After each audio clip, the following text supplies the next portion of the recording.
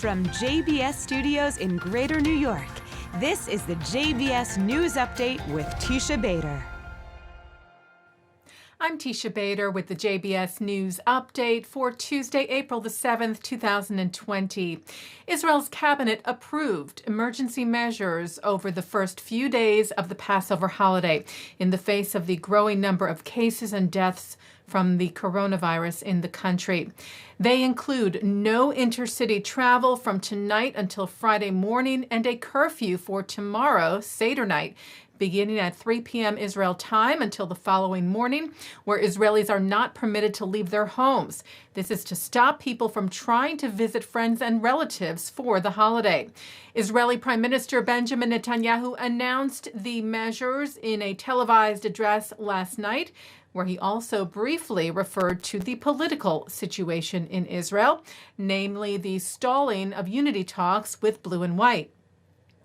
Netanyahu said, "I am convinced that we can reach a unity government.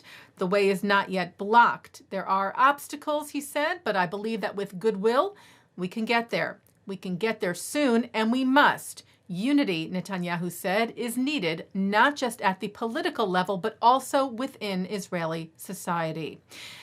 And the Prime Minister's office released a statement today in response, apparently, to reports that claimed Israel ignored a prisoner exchange offer from terror group Hamas's leader Yahya Sinwar, who reportedly said that he was ready to make some concessions in his demands in light of the coronavirus crisis.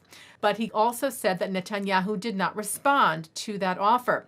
Netanyahu's office stated today that the coordinator for captives and missing people, Yaron Blum, and his staff, together with the National Security Council and the defense establishment, are prepared to act constructively with a goal to return the bodies and missing people and end this matter, and call for an immediate discussion through intermediaries.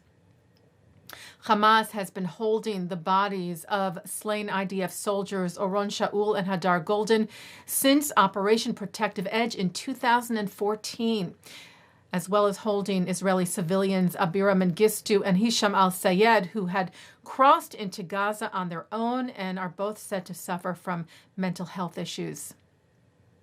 Israel's security agency, the Shin Bet, revealed today that an Israeli citizen was indicted for allegedly spying for Iran. The 50-year-old suspect, whose identity is under a gag order, is said to have been recruited by Iran to provide intelligence on Israeli strategic sites.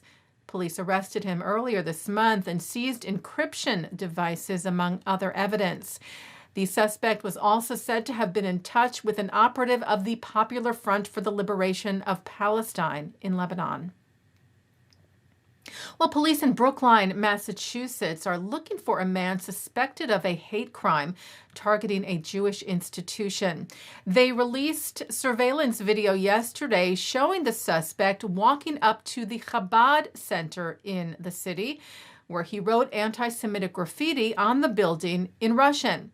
The Anti-Defamation League's New England office is offering a $1,000 reward for information leading to the arrest of the person responsible. Director Robert Treston tweeted that anti-Semitism never stops, even during a pandemic, and he asked for the public's help. Guidelines for the Passover Seders here in the U.S. in light of the coronavirus pandemic from the Orthodox Union, who issued updated directives today for their community, including that everyone must plan to celebrate Pesach where they are currently. Travel to other cities or visits with family, even within your city, the rabbi said, should be canceled. This applies to the entirety of the holiday.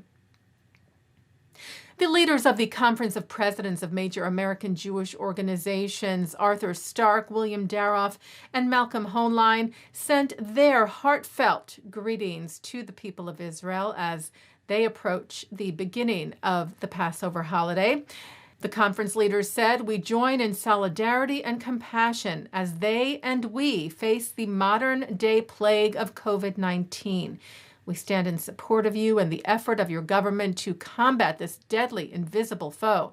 we are reminded that Kol Yisrael arevim ze lazeh, that all Jews are bound and responsible for one another, that we collectively share in the fate of communities around the world and especially in the Jewish state. Taking a look now at our programming for tonight on JBS for Tuesday, April the 7th. At 7 o'clock, Rabbi Lord Jonathan Sachs explains how the Jewish people are the people of the book. At 8, it's a look at Jonathan Safran Foer's New American Haggadah. At 9, Irvin Ungar talks about the life and work of illustrator Arthur Schick on L'chaim. At 10, it's a discussion of how Judaism, Christianity, and Islam view the stranger. And coming up right after this newscast, Mark Golub explains why he believes that adding the coronavirus to the Passover story as the 11th plague is a grave mistake that distorts and demeans the message of Pesach. Now, some programming notes for you. Tomorrow, Wednesday, the JBS News Update will air at 4 p.m. Eastern. And then at 5 p.m., JBS, in partnership with the Orthodox Hampton Synagogue, will be televising a pre-recorded traditional Seder, led by Rabbi Mark Schneier, with pre-recorded Passover prayers and songs by cantor Netanel Hershtik and the Jerusalem Symphony. This will replay on the second Seder night, Thursday at 5 as well. And also on the second Seder night, Thursday at 7 p.m. Eastern, JBS President Rabbi Mark Golub will be conducting a pre-recorded non-traditional service like he does in his own home on each Passover, with many of the wonderful people whom you see all the time here on JBS. And there will be a Haggadah supplement, which you can download from our website, jbstv.org, in order to follow along. And that's the JBS News Update for Tuesday, April the 7th, 2020. I'm Teisha Bader. Stay healthy, stay well.